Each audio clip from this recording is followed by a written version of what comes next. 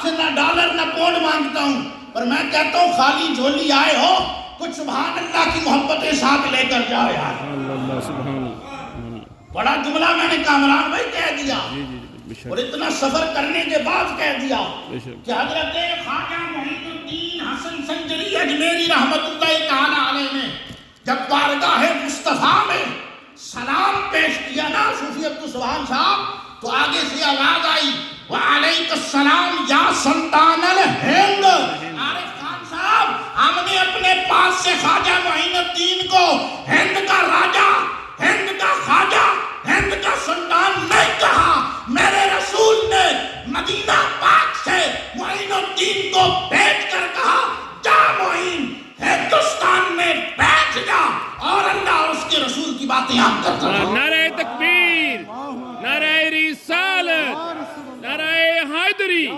سیدی مرشدی، غلام ہے غلام ہے۔ ذرا نعرہ لگاؤ یار، حق معین